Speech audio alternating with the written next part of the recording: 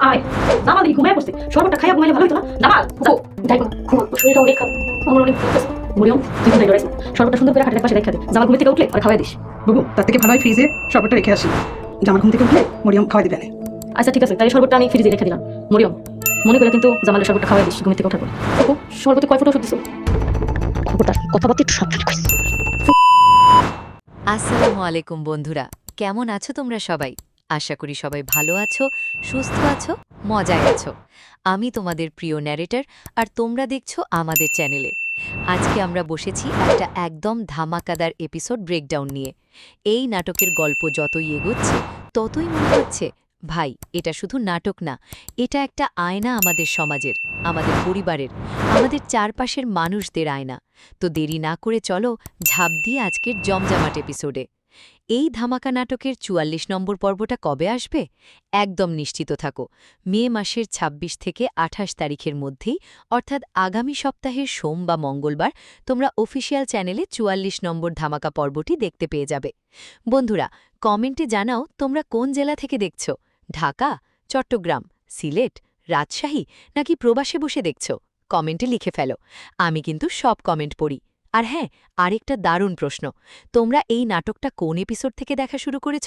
একদম শুরু থেকে, নাকি মাঝপথে এসে পড়েছ এবং তারপর পুরোটা দেখে ফেলেছ?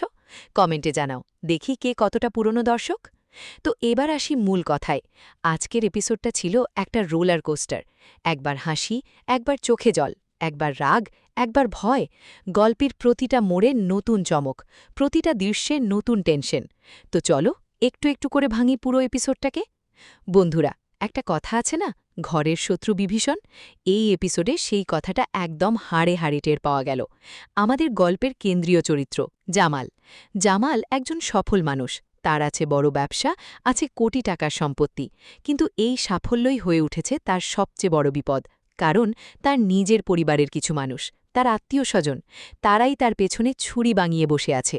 ভাবো একবার, নিজের রক্তের মানুষ, যারা একই খাবার খেয়েছে, একই ছাদের নিচে বড় হয়েছে, তারাই পরিকল্পনা করছে তাকে শেষ করে দিতে।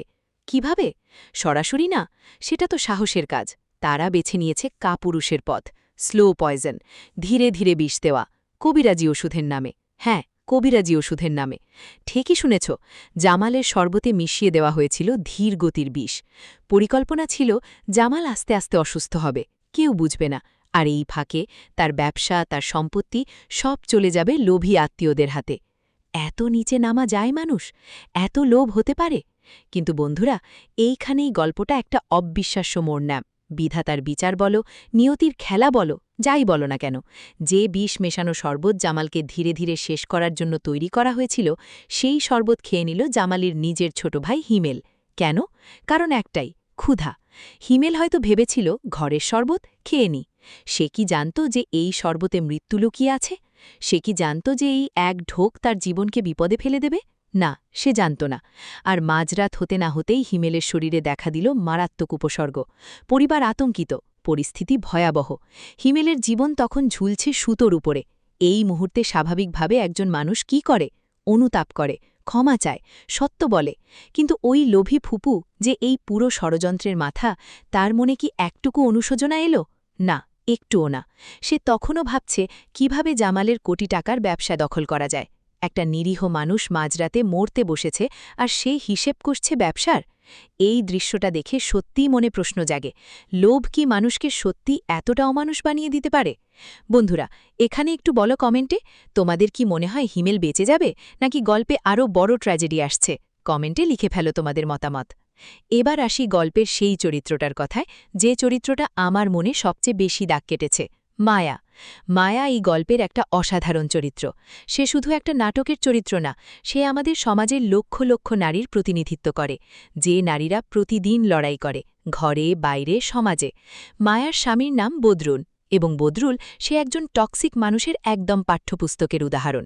সে কি করে? বারবার মায়াকে ছোট করে, টাকার খোটা দেয়, মনে করিয়ে দেয় তুমি কি করতে পারবে, তুমি কি। এইভাবে মানুষকে ভেতর থেকে ভেঙে দেওয়াটাকে বলে ইমোশনাল অ্যাবিউজ। শরীরে আঘাত না করেও মনকে আঘাত করে, আত্মবিশ্বাসকে গুড়িয়ে দেয়। কিন্তু মায়া কি ভেঙে পড়ল? না, মায়া দেখিয়ে দিল, কথায় না, কাজে। সে নিজের যোগ্যতায়, নিজের মেধায়, পরিশ্রমে, দক্ষতায় একটা বড় কর্পোরেট প্রতিষ্ঠানের ৫০০রও বেশি কর্মচারীর খাবার সাপ্লাইয়ের কন্ট্রাক্ট পেয়ে গেল। এটা কি ছোট বিষয়? ৫০০ মানুষের খাবার প্রতিদিন একটা বড় কর্পোরেট হাউসের জন্য। এই কাজ পেতে কি লাগে জানো? শুধু রান্না করা জানলেই হয় না, লাগে ম্যানেজমেন্ট স্কিল, লজিস্টিক্স বোঝার ক্ষমতা, কস্ট ক্যালকুলেশন, কমিউনিকেশন এবং সবার উপরে অদম্য আত্মবিশ্বাস। মায়ার কাছেই সবই আছে। এখন মায়ার সামনে একটাই সমস্যা। ব্যবসাটা বড়, অভিজ্ঞতা দরকার, গাইডেন্স দরকার, একা পারবে না সে। তখন মায়া মনে করল তার পুরনো পরিচিতর কথা, জামালের কথা। জামাল একজন অভিজ্ঞ ব্যবসায়ী, সে এই পথ আগেও হেঁটেছে। সে জানে কোথায় কোন খাদ আছে, কোথায় কোন সুযোগ আছে। মায়া তার কাছে সাহায্য চাইল।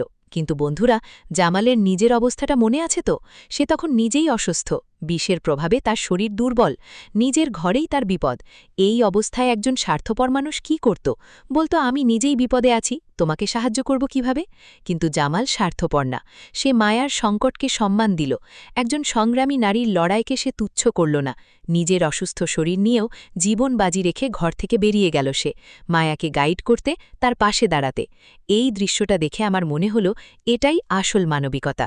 এবার আসি গল্পের সবচেয়ে রহস্যময় অংশে। এপিসোডের একটা গুরুত্বপূর্ণ মুহূর্তে আবির্ভাব হল সালাহুদ্দিন নামের এক চরিত্রের। দেখতে কেমন সে? সাধারণ, একদম সাধারণ। কেউ কেউ তাকে একটু বোকাশোকা মনে করে। এলাকার লোকজন তাকে ব্যাককল বলে হাসাহাসি করে।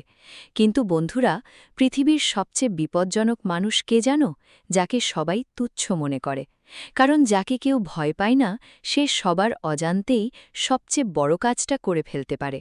সালাহুদ্দিনের আসল পরিচয় কি? সে কি সত্যিই বোকা, নাকি তার বোকামির আড়ালে লুকিয়ে আছে অন্য কোনো রহস্য? সে কি ভালোর পক্ষে, নাকি খারাপের? এই প্রশ্নগুলোর উত্তর এখনও স্পষ্ট না। আর এই রহস্যটাই গল্পকে আরও একটা মাত্রা দিয়েছে। তোমরা কি মনে করো সালাহুদ্দিন কে? সে কি ভিলেন, নাকি হিরো, নাকি অন্য কিছু? কমেন্টে লিখে ফেলো তোমাদের থিওরি। বন্ধুরা, এবার আসি এপিসোডের সবচেয়ে রোমহর্ষক অংশে। ভিলেনরা এতক্ষণ অনেক কিছু করেছে। জামালকে বিষ দিয়েছে, হিমেলকে বিপদে ফেলেছে। কিন্তু তাদের লক্ষ্য এখনও পূরণ হয়নি। কারণ মায়া এখনও লড়ছে। মায়া এখনও সফল হওয়ার দিকে এগিয়ে যাচ্ছে। আর মায়ার পাশে আছে জামাল। ভিলেনরা এটা সহ্য করতে পারছে না। তাই তারা নিল একটা চরম সিদ্ধান্ত। মায়াকে দুনিয়া থেকে সরিয়ে নিতে হবে, চিরতরে। আর সেই উদ্দেশ্যে তারা হাতে তুলে নিল বিষের বোতল। এই মুহূর্তে পুরো গল্পটা একটা ক্লাইম্যাক্সের দিকে ছুটে যাচ্ছে। একদিকে অসুস্থ জামাল, অন্যদিকে বিপদে পড়া মায়া, মাঝখানে রহস্যময় সালাহুদ্দিন, আর সবার উপরে লোভী ভিলেনদের মরিয়া পদক্ষেপ। প্রশ্ন একটাই, জামাল কি পারবে নিজেকে বাঁচাতে? মায়াকে কি রক্ষা করা যাবে? এই ভয়ানক ষড়যন্ত্রের জাল কি কেউ ছিঁড়তে পারবে?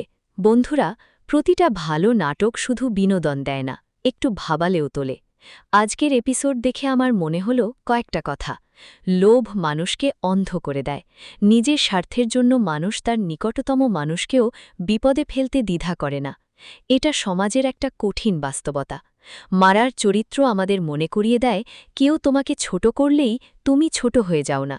নিজের কাজ দিয়ে, নিজের পরিশ্রম দিয়ে উত্তর দিতে হয়। জামালের মতো মানুষ পৃথিবীতে এখনও আছে। নিজে বিপদে থেকেও অন্যের পাশে দাঁড়ানো, এটাই আসল মানবতা। আর সালাহুদ্দিনের মতো চরিত্র আমাদের মনে করিয়ে দেয়, কাউকে বাইরে দেখে বিচার করো না, ভেতরটা না জেনে মানুষকে ছোট করা ঠিক না।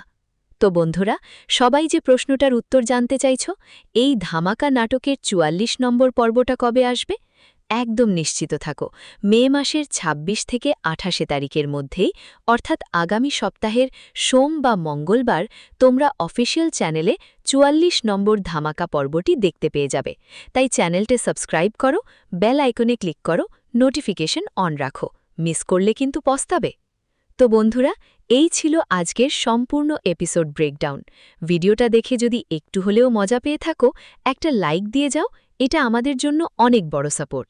তোমার বন্ধুদের সাথে শেয়ার করো, যারা এই নাটক দেখে তাদের সাথে। আর কমেন্টে জানাও তুমি কোন জেলা থেকে দেখছ, কত নম্বর পর্ব থেকে দেখা শুরু করেছ, সালাহুদ্দিন কে বলে তুমি মনে করো, মায়া কি শেষমেশ জিতবে? আমি অপেক্ষায় থাকব তোমাদের কমেন্টের। দেখা হচ্ছে পরের ভিডিওতে।